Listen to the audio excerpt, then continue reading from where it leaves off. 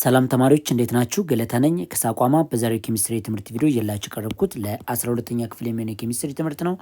በዚህ ለሰን ላይ ግሬድ 12 ኬሚስትሪ ዩኒት 1 አሲድ ቤዝ ኢኩሊብራ በሚለው ዩኒታችን ስር ስለ ኮመን አየን ኢፌክት የሚጠይቅ ኤክሰርሳይዝ አለ። ኤክሰርሳይዝ 1.9ን ከኔ ጋር አብረን የምንሰራ ይሆናል። ሁለት ጥያቄዎች ናቸው።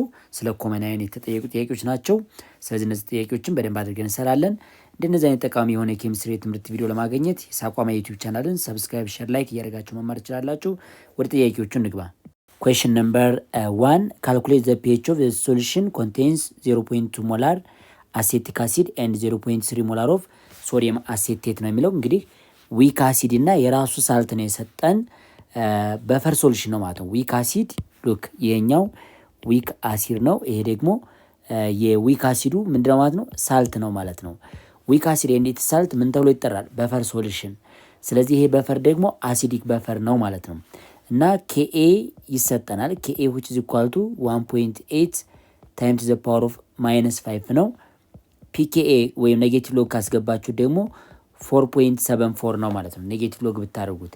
ስለዚህ ይሄ በፈር ስለሆነልን የበፈርን ፎርሙላ መጠቀም እንችላለን። pH which is equal to PKA plus what log of concentration of salt ከላይ ያለው ሳልት ይሆናል ማለት ነው። ከላይ የምታስቀምጡት ከታች ደግሞ ምን ይሆናል ማለት ነው? ራሱ አሴቲክ አሲድ ይሆናል ማለት ነው። በዚህ መሰረት pH which is equal to PK ማለት 4.74 ነው። ፕላስ ዋት ሎግ ኦፍ ምን ማድረግ እንችላለን? አሴቴት ማለት ሳልቱ ማለት ነው። እስቲ 0.3 ሞላር ነው። ዲቫይድ ባይ አሲዱ ደግሞ ምን ያክል ነው? 0.2 ነው። እዚህ ላይ 0.2 ሞላር ማለት እንችላለን።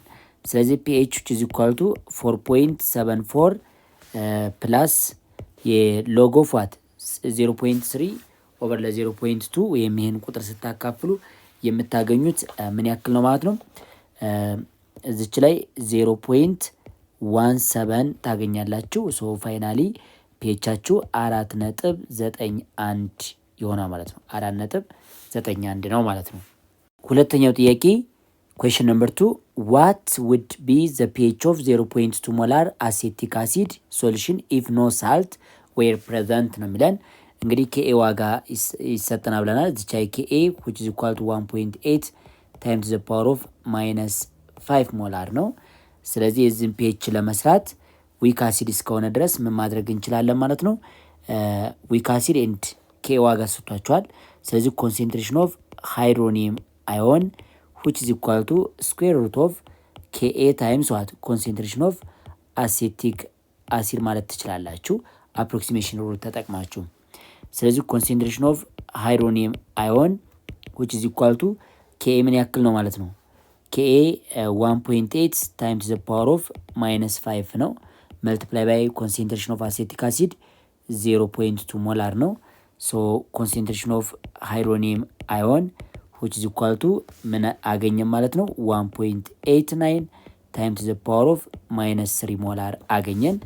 pH ማለት ደግሞ ኔጌቲቭ ሎግ ኦፍ ዋት ኮንሰንትሬሽን ኦፍ ሃይድሮኒየም አዮን እስከሆነ ድረስ ይህ ማለት ደግሞ ኔጌቲቭ ሎግ ኦፍ 1.89 times the power of -3 ነው ማለት ነው።